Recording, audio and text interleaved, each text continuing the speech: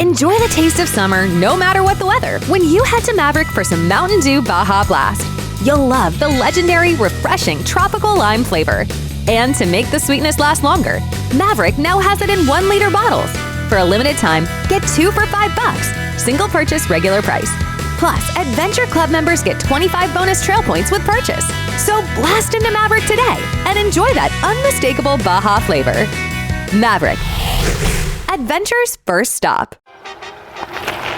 Minnesota has some of the best mountain biking in the country. From gorgeous reclaimed iron mines to the rocky terrain of Lake Superior's North Shore. Discover what makes Minnesota the star of the North. ExploreMinnesota.com.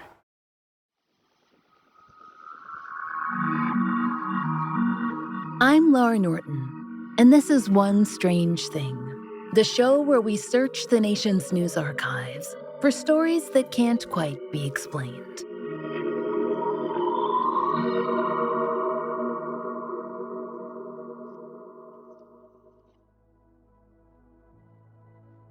Even if you're a youngish listener to our show, we bet that you're familiar with the most famous, if fictional, stranger of them all, one that graced the small screen, the X-Files Special Agent Fox Mulder. Fox Mulder very famously wanted to believe. In what? Well, just about everything. Bring him your cryptids, your telepaths, your time travelers, your secret government experiments, and most especially, your aliens. Special Agent Mulder was ready to accept them all. Well, almost all of them. Rather notably, there were a few stories that, canonically, he did not accept. And one of those was a real-life event that the X-Files writers decided to present as Mulder's barometer for separating the real from the hoax. According to IMDb, in the 1993 episode titled Fallen Angel, it comes out that Mulder wrote an entire article, under an alias of course as he is in the FBI, about a real-life UFO event. The article's position? That the event was all fake. And the event? The Gulf Breeze Sightings in Florida, which began in late 1987. Perhaps it's not a coincidence that it was also the first X-Files episode to include the phrase, "Trust no one." The Gulf Breeze sightings have long been considered one of the most controversial UFO stories ever reported, and for a number of reasons. And maybe, like many others, you'll eventually fall on the side of Fox Mulder. Or maybe you'll believe the man who claimed he had a months-long experience with visitors from outer space. At first, he insisted on remaining anonymous. But eventually, he did decide to come forward and reveal himself. And he was supported by at least one serious scientific professional. Of course, he was countered by plenty of others. But we'll let you decide. So, onward. It was November of 1987 when everything began. Well, it all began for a man named Ed Walters anyway. Keep in mind that, for now, at this point in the story, we are the only members of the public who actually know his name. According to the Pensacola News-Journal, Ed Walters spent a good 6 months besieged by UFOs, photographing them and even, being harassed by their occupants. Ed shared his journey with the local media, and so bits and pieces of his story, the photographic evidence he produced, made their way to the papers in Florida, and then beyond. Not that anyone knew it was Ed having those experiences. As we mentioned, he remained anonymous for a good long time. Although we really have a hard time believing that this secrecy was actually maintained, considering how the local papers went about protecting his identity. Let us explain.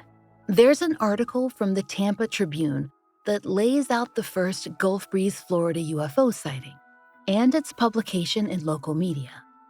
On November 18th, the Sentinel, a local Gulf Breeze newspaper, published 3 photos of a purported unidentified flying object. It was described in the Tribune as, quote, glowing and, quote, like the top of the Space Needle in Seattle.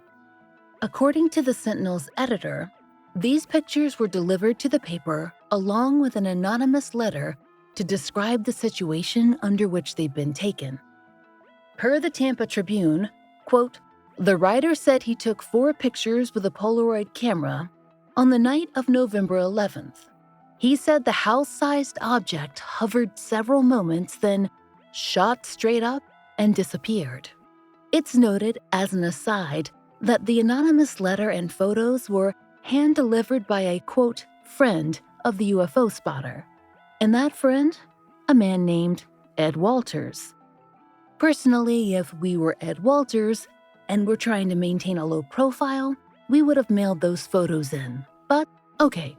Still, somehow, the story of Ed Walters' UFO sighting began and took off without anyone knowing Ed's precise role in it.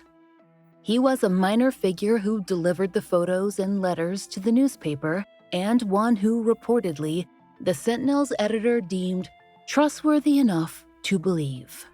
So, as the pictures were run first in the Sentinel and then in competing papers, public discussion began. Because he remained hidden, Ed's personal life was not up for the usual public scrutiny. Instead, everyone was focused on the photographs. And we mean everyone. The photographs attracted the attention of MUFON, aka the Mutual UFO Network, an organization that always pops up in these tales. And then there were newspapers, local residents, skeptics. Everyone was getting in on the action. And what did the photos display? The Polaroid pictures are, in the nature of all fantastic photos discussed on this show, a little blurry. But imagine a wide paper lantern emitting a glow at either end and set against a dark tree line. At this point in our strange and unusual journey, we've seen our fair share of unidentified flying object photography. To be transparent, the Gulf Breeze UFO is not the most convincing we've ever reviewed, but it's not the worst either. There have been frisbees wrapped in tinfoil that captivated the nation. If we had to compare to anything, the top of the Seattle Space Needle seems just about right. Representatives of MUFON were, at least in late 1987, fairly impressed with the photos. Walter Andrus Jr., who was MUFON's director at the time, told the Key West Citizen that the photos, quote, seem to be credible. Either they're a hoax or incredible photographs.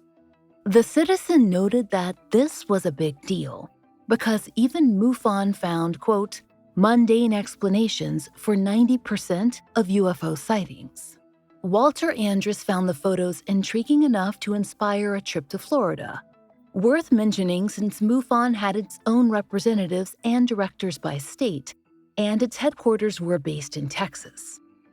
According to the Key West Citizen, he spoke to the, anonymous photographer and declined to name him to the press, though we now know it was Ed about Ed's experience. Walter was allowed to see additional photos that had not been published in the media, and he interviewed Ed. Ed had captured both still and video evidence on several separate occasions, and that was just between November and December of 1987. He even showed Walter Andrus a picture he'd taken, he said, from underneath his own truck, out on the road. As soon as he saw the craft, Ed said, he'd gotten out of his truck and clambered under it for safety. He claimed that, on that particular occasion, there had been more than just a flying saucer sighting happening. In fact, he claimed the UFO actually halted in front of his truck. And then, per the Key West Citizen, quote, as he was peering out the front wheels, he said 5 creatures came down the craft and started walking down the road toward him. They were short, 3.5, 4 feet tall. Ed's story was that these aliens were carrying long glowing sticks. What were they going to do with them? We don't know. But in a sensible move, Ed did not wait to find out. Instead, he told Walter Andrus that he scrambled back into his truck and made his escape. After his interview with Ed, Walter Andrus was ready to offer his opinion, both on Ed, aka the anonymous photographer, and on the alleged UFO. Walter Andrus told the Key West Citizen, he was dramatic, a showman, enthusiastic. But of the 16 photos he examined, he added, each one has the same basic object, and there are details that we don't normally see.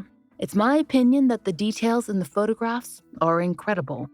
This is one of the most amazing UFO cases that I have investigated in the past 30 years in the United States. After this event occurred, though the Sentinel newspaper had the scoop on the Gulf Breeze UFO stories since Ed Walters was bringing his friends' photos to that office, they still took a break from publishing the accounts for a week or two. Maybe Ed's friend was taking a well-deserved vacation from alien documentation. But don't fret. The photos were back in the pages of the Sentinel later in December of 1987. And with fresh information to report on, everyone else was back on the beat too. In February of 1988, the Key West Citizen reported that, though the unidentified man had disappeared from the headlines for a while, his close encounters had kept right up. In fact, he'd, quote, claimed he'd had several encounters since he took the first photos. Now hears buzzing sounds each time the UFO is about to appear and is subjected to pains. Interestingly, around this time, the Sentinel's editor decided the anonymous photographer needed a name to use in the paper. So, he decided to call him Ed, but in quotation marks to make it clear that Ed is a pseudonym. That was a choice. But none of the other papers seemed to note or notice that the man who dropped the photos off in the first place was also named Ed. We guess there was a lot going on at the time, and perhaps context clues were just slipping by. Later on, the pseudonym was briefly switched to Jim, and everyone seemed to just go with that too. Why, yeah, we got nothing. When you're in winter's favorite town, the snow-covered mountains surround you. A historic Main Street charms you. And every day brings a new adventure. Welcome to Park City, Utah. Naturally, winter's favorite town. Join the experience at visitparkcity.com. Boston Proper is for women who love distinctive style in styles that don't define them. Boston Proper designs are unique and made to fit flawlessly. You know the fashion changes, but style is forever, and yours is your very own. Boston Proper creates original pieces and curates entire collections for any season. Confident women wear Boston Proper as an expression of who they are, with chic, polished styling and unforgettable looks that get noticed. Anytime, every day, and on any occasion. From classic and iconic to on-trend and of the moment, Boston Proper creates one-of-a-kind pieces to bring exclusive looks and elevated outfits to you only the way Boston Proper can. Boston Proper is your source for those must-have items made to fit flawlessly. When you want that certain something in everything you wear Boston Proper. Sign up for VIP access and enjoy 20% off. Shop at bostonproper.com and wear it like no one else. In February of 1988, the Pensacola News-Journal reached out to the Pensacola Regional Airport, Eglin Air Force Base, and the Naval Air Force Station. They inquired whether there had been any official unidentified aircraft sightings during the time Ed's experience took place. There had not, though Diane Shepard, the public affairs officer for the Naval Air Station, did note that, quote, Naval and Air Force aircraft do operate in the area of the sightings. Now, military technology might account for your run-of-the-mill UFO report, but Ed's photos look nothing like any government craft that we've seen, not one that officially exists anyway.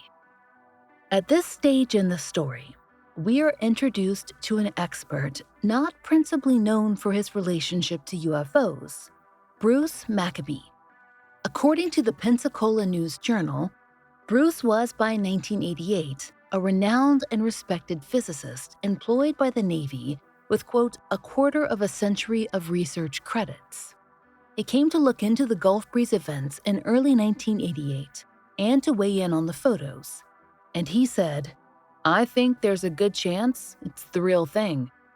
The same article mentions that, quote, the photographer who took the photos, aka Ed Walters, still anonymous at that time, had passed a polygraph test administered by a local examiner.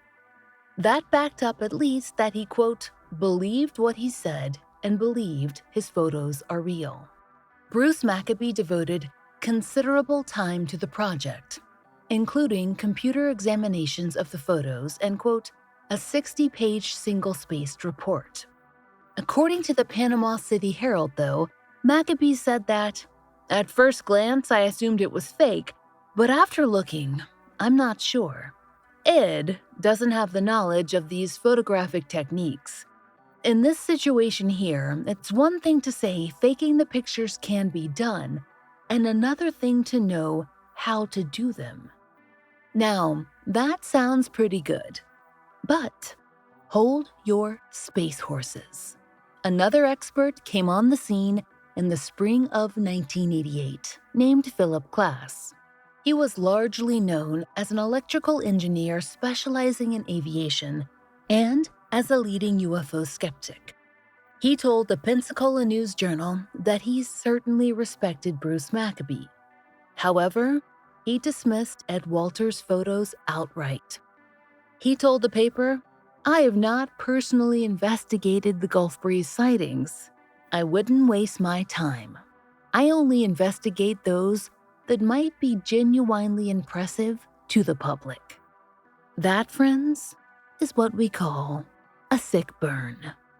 Anyway, after meeting Bruce Maccabee, Ed worked with him to design a complex setup with several Polaroid cameras meant to capture UFO sightings from multiple angles at once.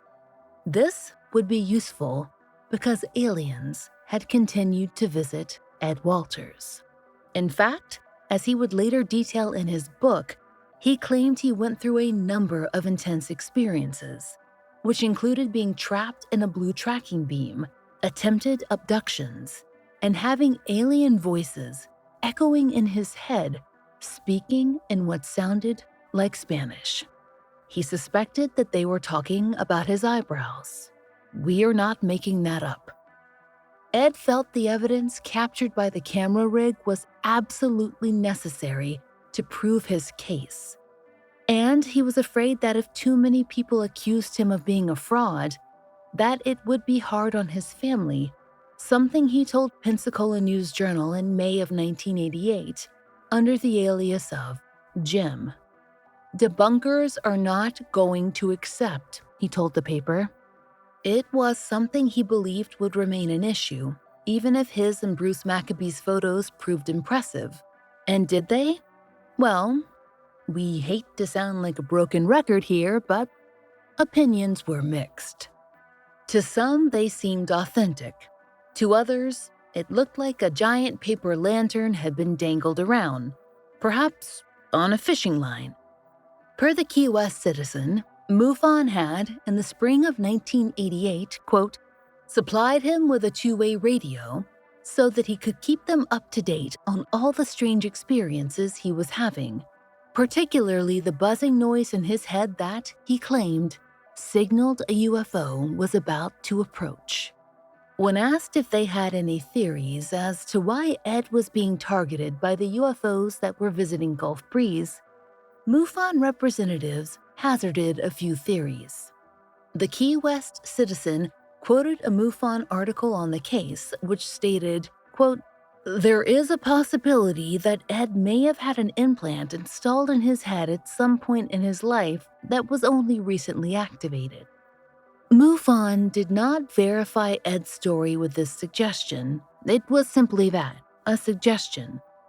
They were careful to note that his entire experience was still under investigation. The Pensacola News-Journal reported that between November of 1987 and May of 1988, MUFON had, quote, reports of 68 sightings of unidentified objects in the Gulf Breeze area that involved 135 witnesses. And 3 of those witnesses, Ed Walters and 2 others unrelated to Ed, reported seeing bright blue beams of light. But then, as May of 1988 grew to a close, the UFO sightings suddenly fell off. Perhaps it was, as the Pensacola News-Journal mused, the drought's fault. That observation confused us, but who knows how aliens feel about Florida's weather? Coverage died down until January of 1989, when Ed Walters finally made himself known to the public. Sort of. News got around that Ed had signed a book deal, and though his last name hadn't gotten out quite yet, he did an extensive interview with the Tampa Tribune that revealed many details of his life. That he had a son in college, that he was a successful home builder who'd long lived in the area, and, according to some who knew him, something of a prankster. In fact, Ed was well liked around town, and, the Tribune reporter noted, very charming. But there was at least one person who came forward to question Ed's claims of being a, quote, amateur photographer. According to a teenage friend of Ed's son, Ed would often entertain the teens with, quote, spooky games. Often, the teen said, Ed, quote, would take Polaroid photographs of the players, and some of the pictures would reveal a phantom foggy thing next to the image of a person. He told the paper that Ed once mused, wouldn't it be great if we did an ultimate joke? Now, Ed never said that ultimate joke was fake a UFO, but that is what came to mind for the teen when Ed's photographs appeared in the paper. Ed's response to this claim was to offer excerpts from his diary to the Sentinel newspaper, which were later republished in the Tampa Tribune, the same material that would be used for his book. An example entry, undated, reads, at 2 a.m., the hum returned, and when we checked the front, I saw and photographed a totally different UFO, which seemed to have an energy veil shooting from the bottom. Ed's book was published in January of 1990.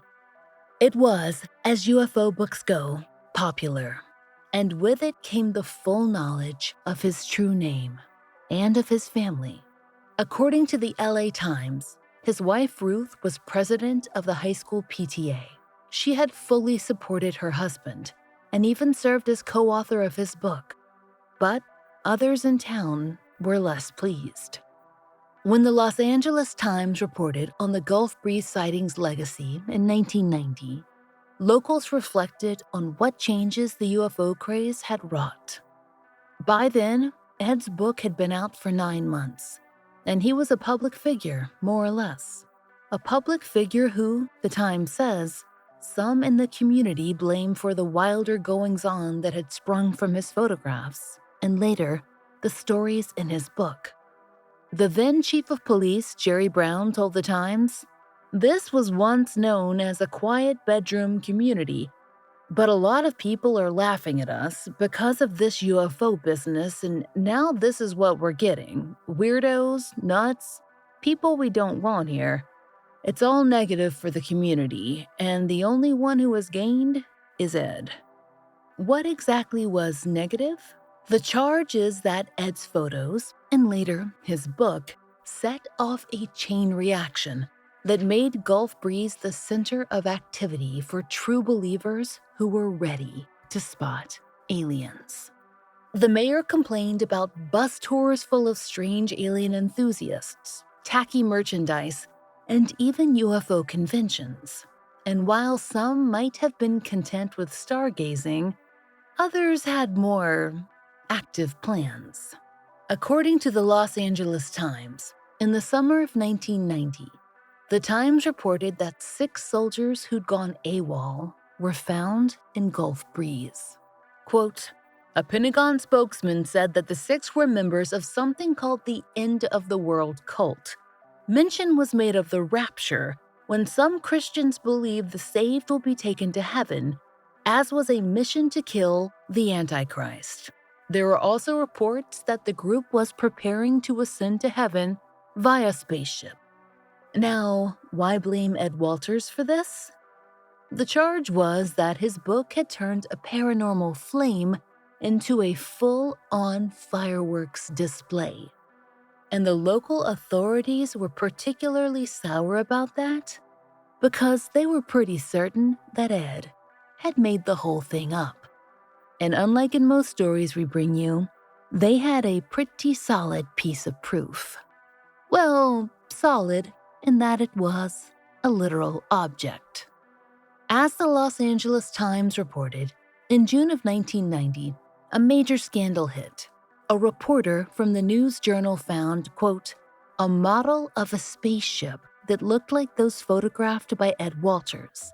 The model, constructed of styrofoam plates in an old blueprint, was found hidden in the attic of a house formerly occupied by the Walters family. Ed Walters claimed that the model, quote, was planted in the house as part of a plot to discredit him and had been built long after his sightings occurred. But to those who doubted him, it was the nail in the proverbial space coffin. Per the Pensacola News-Journal, scientist Bruce Maccabee stood by Ed and agreed it was likely a hoax directed at him by disgruntled locals. But most people decided that it proved Ed's stories had all been fanciful creations designed by a local prankster who enjoyed a good laugh. Except for one strange thing. Even if you don't believe Ed Walters, there were other people who spotted UFOs in Gulf Breeze. Lots and lots of people. And we've said this to you before in other instances. But we're not talking about a claim or two from teenagers who were cruising around and spotted a satellite, or a paranoid late-night AM radio call-in. These were credible reports. As Bruce Maccabee told the Pensacola News-Journal, you had politicians reporting seeing objects. There were so many sightings that you have to account for, unless you believe there was massive collusion on the part of the residents of Gulf Breeze and Pensacola. In fact, politicians did report seeing things, and so did PTA moms, local armed service officials, and even family members of the media. The Pensacola News-Journal spoke to a local woman, Denise Boone, who reported that she and her children spotted a UFO around the same time that Ed had one of his sightings. She said, my daughters and I saw something spinning just barely above the trees at dusk. We were on Central Drive off Highway 98, looking west toward the Sound side. They saw it first and came inside to get me. I couldn't believe what I was seeing, but I know I saw something in the sky that rotated. It wasn't a plane or a copter. And a retired Air Force service member, Lewis Martin, told the Los Angeles Times he'd had an experience as well. One he was only comfortable talking about after Ed Walters' book was published. He told the Times, it was bright blue and it had several smaller lights around it. I never told anyone but my wife here because I didn't know what people would think. I didn't want to look like a fool. And remember that editor of the paper, the Sentinel? The one who Ed took his photos to way back in 1987. When that editor spoke with the Los Angeles Times in late 1990, he estimated that in the past 2.5 years, He's heard of UFO sightings from at least 200 people, including his parents. The editor rejected the suggestion that it might all be hysteria. More recently, the Pensacola News Journal spoke to a Florida MUFON representative named George Williams. He was unwilling to take a hard stance on the Gulf Breeze sightings. George told the paper, "I don't really have a good opinion on whether they're faked or not. There was so much controversy about it, and MUFON went back and forth about it for years. But he made a model and buried it in the insulation? That just doesn't sound right. But I don't know." And strangers, as for Ed Walters, well, he's stuck by his story all this time. So is it as simple as a model constructed out of household items and tucked away in an attic? Or is it as complex as the mysteries hidden high in our skies? Strangers, we can't tell you that, but we know that the people who live in Gulf Breeze have been gazing at the stars. And they've been reporting more than just a few pretty constellations. And maybe, in this case, Special Agent Fox Mulder just didn't want to believe. But there are plenty of people in the little town of Gulf Breeze who do.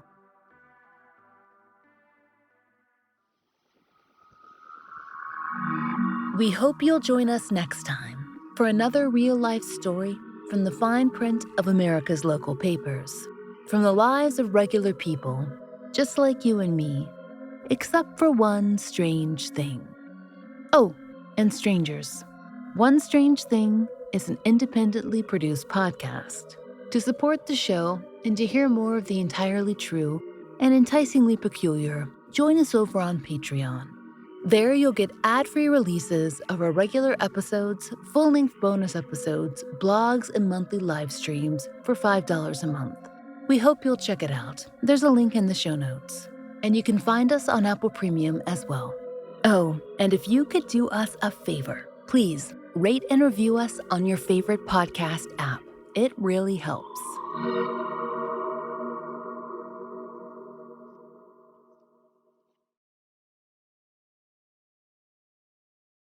This episode is brought to you by Progressive Insurance. Whether you love true crime or comedy, celebrity interviews or news, you call the shots on what's in your podcast queue. And guess what? Now you can call them on your auto insurance too with the Name Your Price tool from Progressive. It works just the way it sounds. You tell Progressive how much you want to pay for car insurance, and they'll show you coverage options that fit your budget.